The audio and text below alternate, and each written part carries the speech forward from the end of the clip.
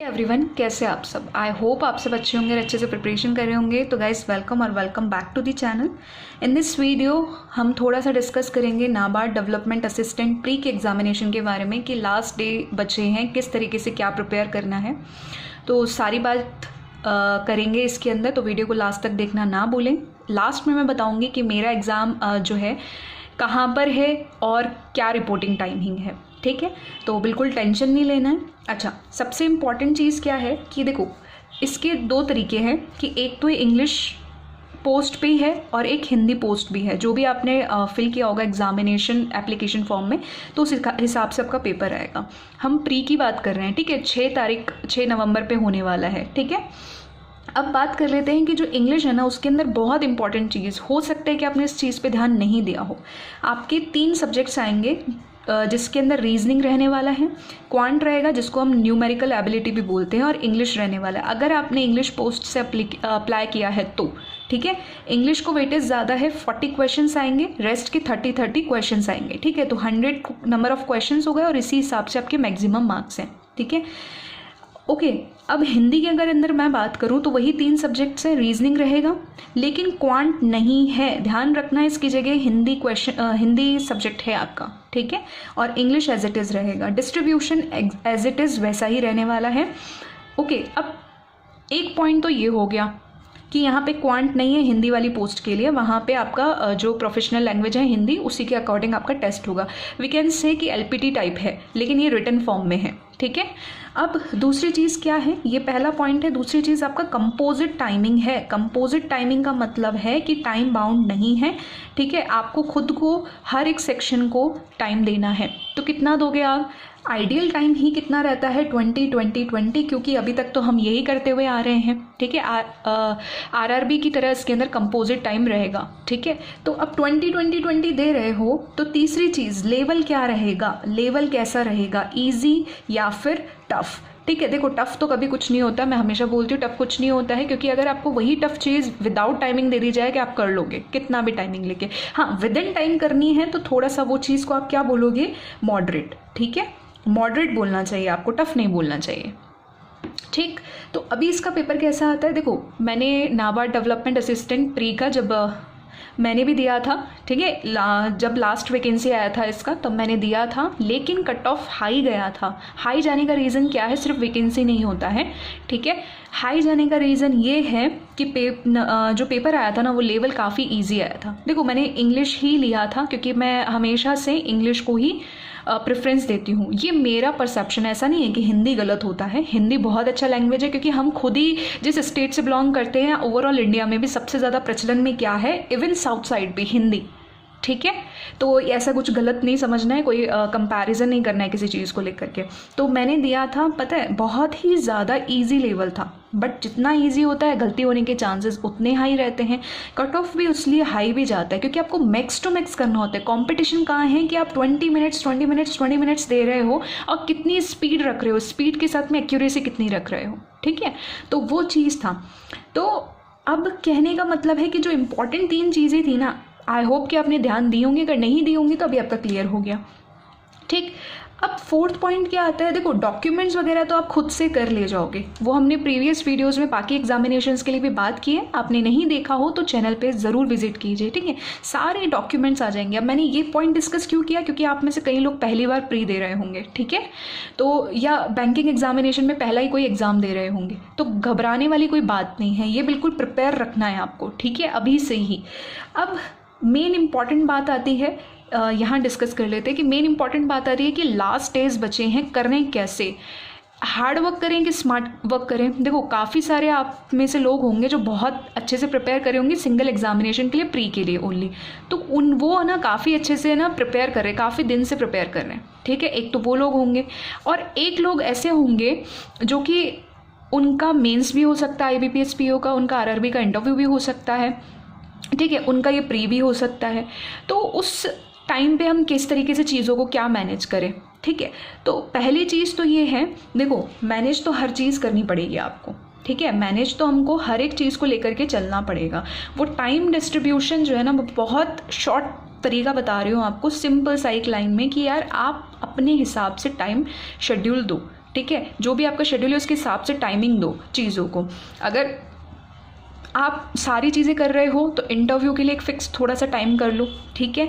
साथ ही में आप प्री के लिए सिर्फ मॉक पे फोकस करो, मेंस के लिए भी आप मॉक पे फोकस रखो, लिमिटेड सोर्सेज को रखो, और जितना लिमिटेड रहेगा और जितना लिमिटेड चीज़ें आपको करनी है, ठीक है, थोड़ा सा इसके अंदर स्मार्ट वर्क करो कि जितना लिमिटेड चीज़ें रहेगा रिविजन भी आपका होता जाएगा, आपकी कोई चीज़ करने से छूटेगी भी नहीं और आपकी सारी चीज़ें फ्लो में चलेंगी। अब प्री और मेन्स को कैसे मैनेज करना है ये नेक्स्ट वीडियो में हम बात करेंगे, यहाँ थोड़ी सी जानकारी मैंने आपको दे दी है, ठीक है। अब जिनका प्री फोकस्ड है पूरा का पूरा कि उनको प्री पे ही ध्यान देना है, तो उनको ना पूरा का पूरा क्या करना है, सेक्शनल मॉक देना है, ठीक है। सेक्शनल मॉक पे सबसे ज़्यादा टॉपिक वाइज आप करेंगे, टॉपिक वाइज पे आपको ध्यान देना है।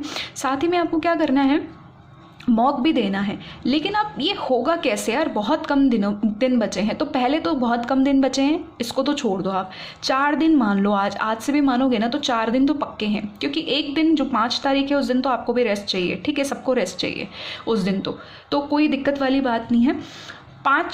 जिस दिन 5वीं तारीख होगी उस दिन हम प्रीवियस ईयर पेपर लगाएंगे और कुछ हम नहीं करने वाले उस दिन, सिर्फ प्रीवियस ईयर पेपर रहेगा हमारा, ठीक है, प्रीवियस ईयर पेपर रहने वाला है उस दिन और कुछ नहीं करना है आपको। ओके, अब इन 4 दिनों के अंदर आप क्या करोगे, सबसे पहली चीज़ तो आपको रिविजन पे फोकस करना है।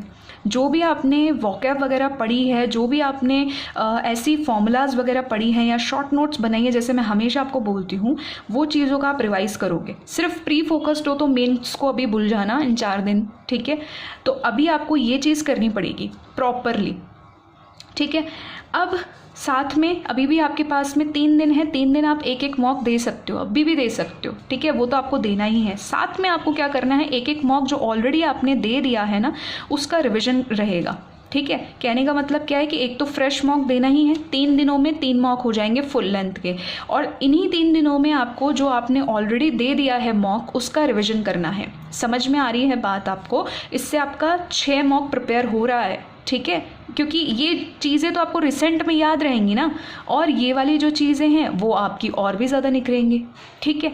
अब इसमें से क्या करना है कि जो मॉक दिए हैं इनका रिवीजन करें कि नहीं करें, बिल्कुल करना है, इनका तो रिवीजन साथ के साथ ही हो जाएगा, ठीक है, लेकिन एकदम फोकस्ड होकर के करना है कि मैक्स टू मैक्स हमको अच्छा अटेम्प्ट करना है। पॉजिटिव माइंडसेट से करोगे तो ये जो चीज़ें बहुत ज़्यादा लग रही हैं आपको वो बहुत कम और इजीली लगने लगेंगी। ये कब करना है, जब आप ओनली प्री फोकस्ड हैं, आपको एग्ज़ाम क्लियर करना है, आप सिंसियरली प्रिपेयर किए हैं, ठीक है।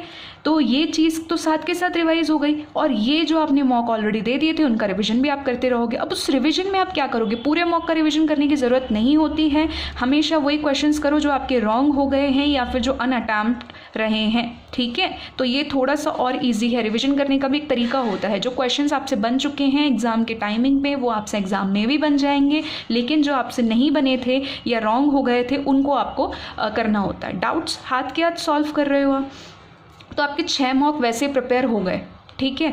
अब 4th डे पे, अब इसके अलावा आप देखेंगे कि कहाँ पे आपका वीक सेक्शन आ रहा है, किसी का सेक्शनल मॉक देना है या नहीं देना है। अगर कोई, जैसे सपोज करो रीजनिंग आपकी बहुत स्ट्रांग है तो आपको सेक्शनल मॉक दे भी सकते हो, अवॉइड भी कर सकते हो, पर यहाँ पे फिर केस क्या बन जाता है कि क्वांट और इंग्लिश के लिए या फिर हिंदी के लिए आपको क्या करना होगा कि ज़्यादा ध्यान देना पड़ेगा, ठीक है, क्योंकि आप बोल रहे हो सिर्फ रीजनिंग ही अच्छा है मेरा, ठीक है। अब जहाँ आपको लगता है कि टॉपिक वाइज देने की ज़रूरत है तो वो आपको टॉपिक वाइज फॉलो करना है, ठीक। अब ये चीज़ हो गई। अब 4th डे पे आपको क्या करना है, आपके मॉक्स जो आपको लगते हैं कि एक दिन में आप 2 या 3 मॉक्स को रिवाइज कर सकते हो, ऑलरेडी जो गिवन मॉक्स हैं उनको आप प्रैक्टिस करेंगे, मतलब वही तरीका मैंने बता दिया है आपको, ठीक है। उनको 2 या 3 जो भी आपके मॉक्स रह गए हैं, आप अगर आपकी कैपेसिटी सिर्फ 2 मॉक्स करने की तो 2 मॉक्स करना, कोई दिक्कत नहीं, या इनमें से इन टारगेट में से कोई टारगेट रह गया हो तो उसको रिविजन करना, ठीक है, उसको रिविजन करना है आपको। अब ये चीज़ क्या बता दी मैंने यहाँ पे कि रिवीजन पे फोकस करना है, एनालिसिस पे फोकस करना है, क्योंकि ये आपको कॉन्फिडेंस देगी कि आपने एटलीस्ट मॉक दिया, लास्ट मोमेंट पे आपने अच्छे से प्रिपेयर किया, आपने रिवीजन करके आए हो और आप बहुत अच्छा करोगे, ठीक है। अब यहाँ पे ये तो हो गई जिनका पूरा का पूरा प्री फोकस था। मेंस फोकस के लिए भी मैंने आपको बता दिया सिंपल सी चीज़ कि आपको ऐसा करना है, ठीक है, कि जो मेरा एग्जामिनेशन है ना वो 6 तारीख को तो है ही, लेकिन 3:30 वाली कोई शिफ्ट है उसके अंदर है, आई थिंक 3rd या 4th शिफ्ट रहेगा ये, ठीक है। तो रिव्यू तो आएगा ही आएगा चैनल पे, डेफिनेटली दूंगी मैं रिव्यू, ठीक है। अब आपको क्या करना है कि आपको बताना है कमेंट सेक्शन के अंदर कि आपका कौन से स्टेट से आपने अप्लाई किया और कौन सा शिफ्ट है आपका, ठीक है। तो बेसिकली मैंने जो अप्लाई किया है वो राजस्थान से ही अप्लाई किया है। तो होप फॉर द बेस्ट, सभी को ऑल द बेस्ट है। बिल्कुल शांत माइंड से रिलैक्स होकर के आपको प्रिपेयर होना है एग्ज़ाम के लिए, एग्जामिनेशन देना है, ठीक है। एक चीज़ याद रखना कि अपने जो बुरे हालात है ना वो सिर्फ आप ही बदल सकते हो और कोई नहीं बदलेगा, ठीक है।